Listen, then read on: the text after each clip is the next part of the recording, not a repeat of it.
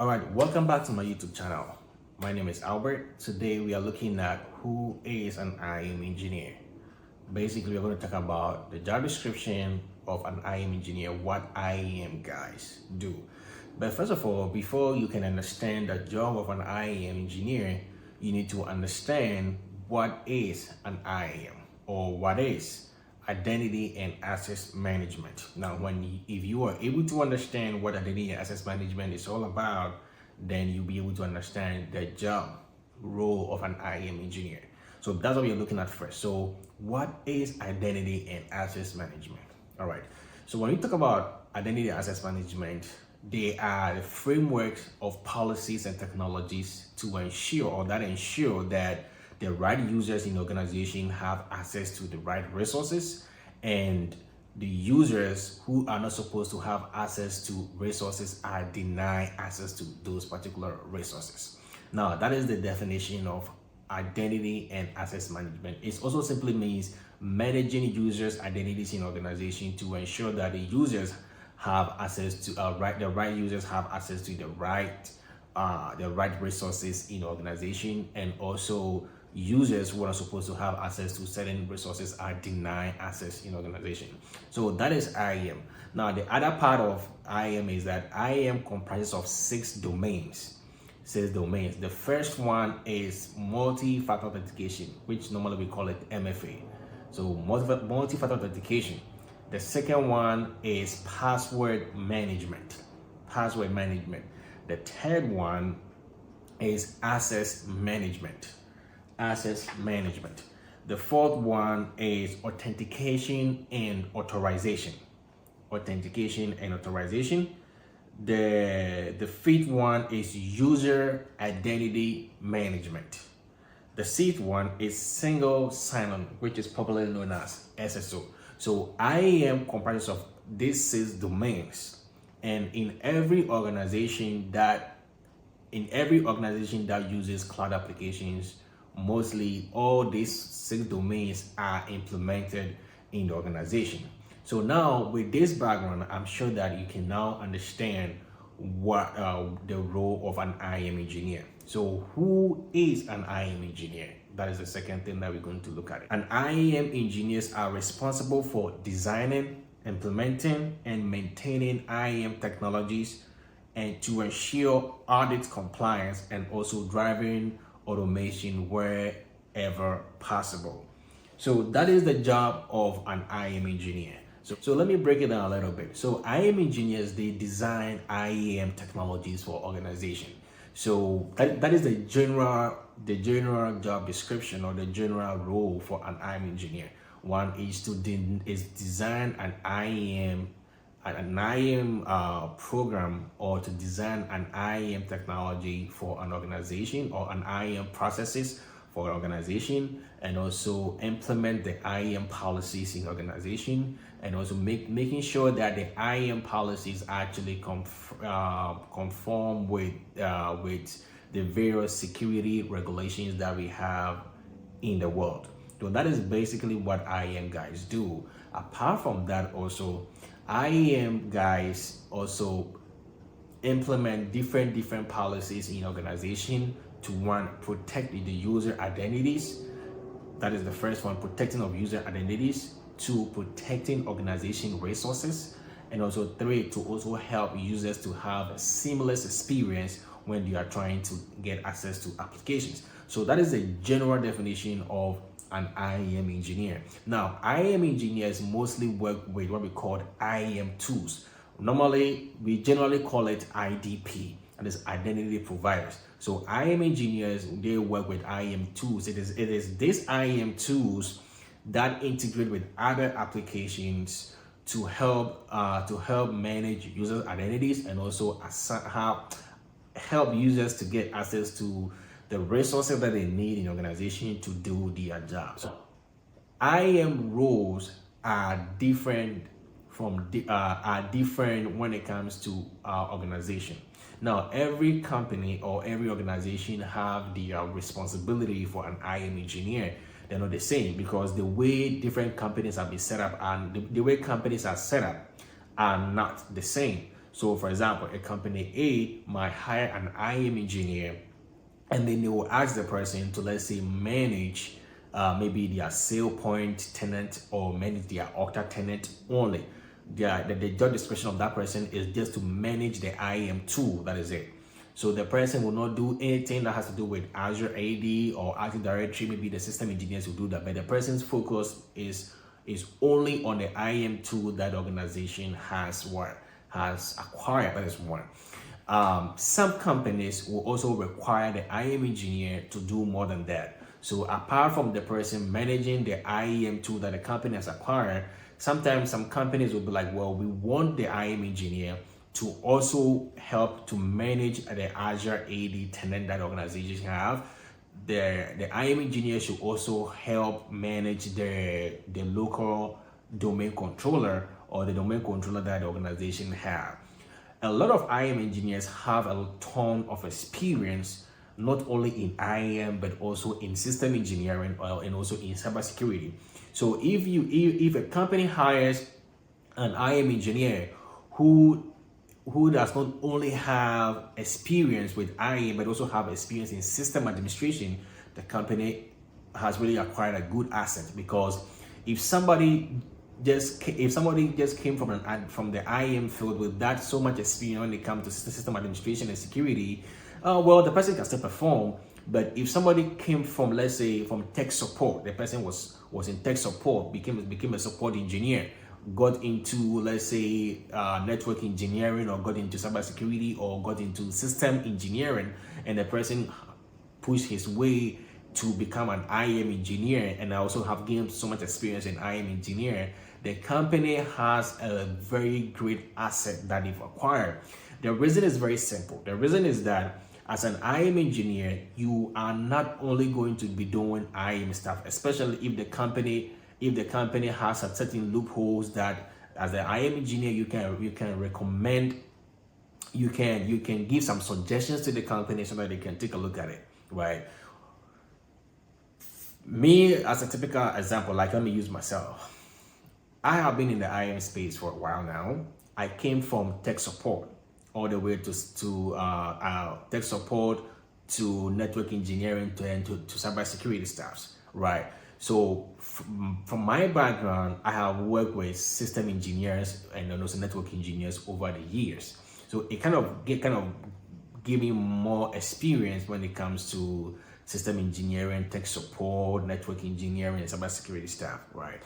So some people have similar experience. Now, IAM engineers, whenever they are hired in an organization, their role is determined by their hiring manager. So the hiring manager will be like, okay, we want you, or I want you to just manage our IAM tool for us. But if you have any recommendation, maybe other experience that you think you can also bring on board to help the company, for example, let's say if you have Microsoft Active Directory experience, if you have, let's say, Azure AD experience, if you have AWS experience, it can also help. I remember some time ago I did an interview for a senior Okta engineer role for a company, and also they were requiring somebody who has experience in AWS, and I was surprised. Why are they looking for somebody who has experience in AWS? But when I went for the interview, they explained to me that the company also uses AWS services, so they wanted somebody who has experience in AWS that can also help manage some of the services in AWS.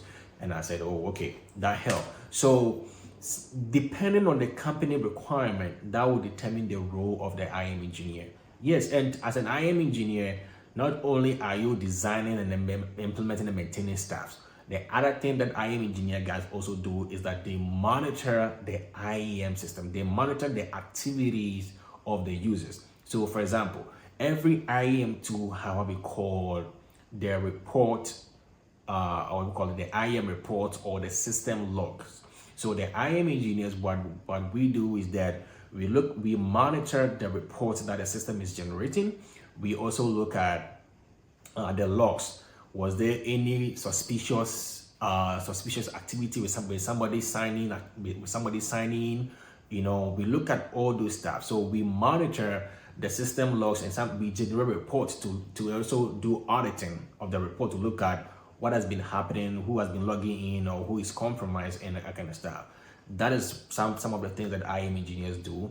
The other thing about IAM engineers is that IAM engineers also implement what we call the IAM policies. Now, IAM policy, actually, they are policies that help to that defines how things are supposed to be done in security wise in the organization. So for example, an IAM engineer will define a policy for MFA that we want everybody in the organization to use MFA. So the IAM engineer will design an MFA policy and specify the MFA authentication tool or the authenticators that he want everybody in the organization to use. So for example, MFA stands for multi-factor authentication. So an IAM engineer can say that, well, we want users to get access to application using their password and also maybe the Microsoft Authenticator or the IAM2 Authenticator. So for example, maybe Okta Verify or SalesPoint Authenticator or Google Authenticator. So normally an IAM engineer would define that policy, but this is what I want the organization to do. The other aspect is that the IAM engineers also define password policy for organization because it's part of their job. So whenever an IAM engineer is designing an IAM policy, there will always be a password policy. Now, the password policy defines how people should authenticate into the account or how people should get access to the application that they use in the organization. Now, the password policy normally has to follow the ISO 27001 compliance and also the NIST compliance. So whenever an IAM engineer guy is designing a password policy, he always makes sure that he compares the password policy with the acceptable standard that is really accepted in the world. So for example, an IAM engineer will say that, well, in our password policy, the minimum length should be 10. The password complexity should be maybe numeric, what do we call it, one lower keys, upper keys, symbols, and also define the account logout threshold to be maybe like if somebody was unsuccessful to log into the account maybe 5 or 6 times, the account should log out. And if the account log out, what should happen? Maybe in the next 45 minutes, the account should automatically unlock itself, or the users should reach out to the help desk guys to unlock the account, or the user should reach out to the IAM engineer. Then the IAM engineer will unlock the account for the user. So the IAM engineer guys also do this. And the other thing also is that the IAM engineer guy also defines the ideal session time for the users in the organization. So for example, users are using the IAM tool. The IAM engineer will say like, well, whenever a user is idle in the IAM tool for maybe 30 minutes, the session should time out. So that is very important because it helps to protect the user. So the IAM engineer guys also do this. The other thing is that the IAM guys can also configure what we call the profile source policy, or the profile source configuration for the organization. So example, if a company is using an HR system like Workday, the IAM guys can work with Workday to integrate the HR system into the IAM tool and then push or provision the users into the IAM tool, and at the same time set a policy to assign applications to the users so that the users can get access to the application that they need. So the IAM engineer guys do this because the IAM engineers guys, most of them don't really know, not most of them, I would say that almost all of them don't really know the applications that companies are using. Typical example is that for me, I've never used what we call a Workday system before. Workday is an HR system, and normally IT guys don't have admin access to that. So before you do an integration, you have to first of all study the security features of, let's say, Workday and how the integration is done. You have to go and read the documentation before you can do that. So every IAM engineer guys do this, whether an IAM architect or the IAM engineers. The other point that I forgot to say was that IAM engineer guys can also do the work of an IAM architect. That is designing the architectural, designing the IAM architecture for an organization. So for example, let's say if the company uses Workday and the company uses, let's say, Okta, and the company uses, let's say, a local Active Directory or Azure AD, how is the integration done? So the IAM architecture and the IAM engineer can design this architecture for the organization and show it to everybody. Okay, the users are sourced from Workday all the way into Okta.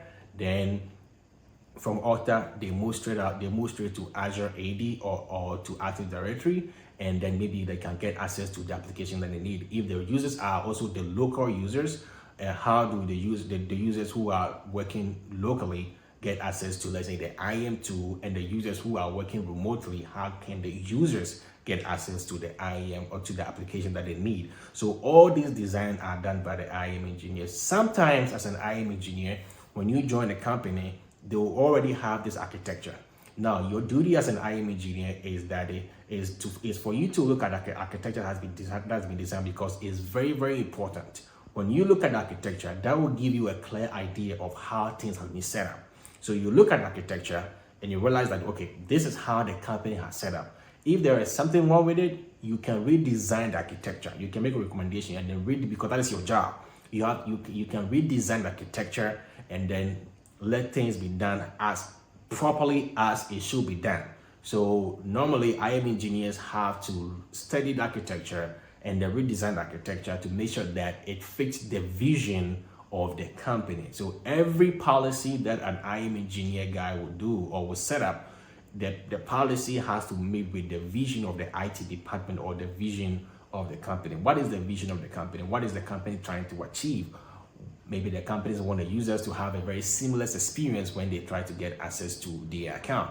Then the IAM engineer will sit down, look at the vision, and then come up with policies that will help to make sure that this particular vision is achieved. Some chief information technology officers will be like, well, I want the users to have a very seamless or passwordless setup. So the IAM engineers can say that, well, I can set up a passwordless policy so that the users will log into the IAM tool without requiring any password. That is also done. So all these things are done by the IAM engineers. Now, I said earlier that mostly the roles or the job responsibilities are defined by the hiring manager. So the hiring manager is the one that will tell you that, well, we want you to focus on this particular area, and then you can do projects. That is great.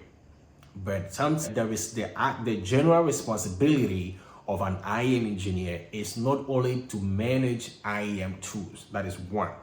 IAM engineers generally are responsible for Azure AD, Microsoft Active Directory, AWS IAM, and also Azure IAM, Google IAM. Now, all these IAMs are being managed by the IAM engineer. The IAM engineer do all these things. They don't only focus on the IAM tool, they also focus on Azure AD, because in Azure AD, most of the setups or most of the security setups are done by the IAM engineers.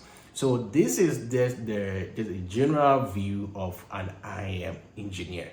Now the question is, somebody will be like, oh, this is really good, I can do this. Yes, you can do it. You don't need a master's degree or a bachelor's degree to become an IAM engineer. The only thing that you need is that you need experience. Now, there are a lot of IAM tools in the market. We have SailPoint, we have Okta, we have Pinkford, we have Login. You, the new person coming in, have to pick up one IAM tool and then make sure that you study that, you get certification in it, because most companies, when they are hiring you, they want to prove, like they want to make sure that you are certified. This, because the certification will tell the hiring manager that yes, you have experience in this particular IAM tool that we are using. And most companies, not all companies are not using the same IAM tools. Different companies, most companies use different IAM tools. Currently, the IAM company that is leading the IAM space is Okta. Okta has more than 100 million customers. So you can imagine. So that is a lot. That is a lot of customers. So Okta is actually the biggest in the IAM space, and then from there I think Azure AD is also part of Azure AD also come, and then SailPoint also come, and then Pink Fabric also come to the scene. So you can look at, or you can go on Google and search the most sought after IAM certification, or the most sought after IAM certification, and then you can measure your expertise in that area, and then you can apply for jobs. That is one.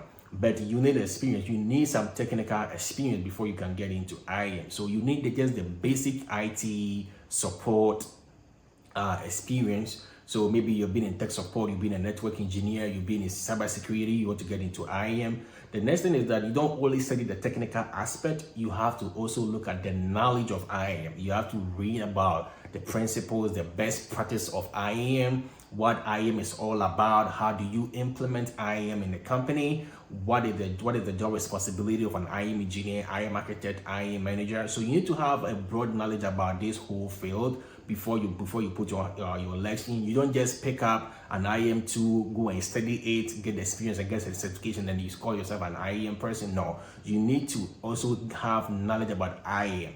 So you can pick up a course on Udemy, an identity and access management course, or you can do a course from EC Council. Now, EC Council has a course in identity and access management, which is a great course. That is the course that I did. You can also pick up an IAM course on LinkedIn, which can also help you. Now, the major area or the major certification that you can do to get experience in IAM is the Certified Information System Security Professional.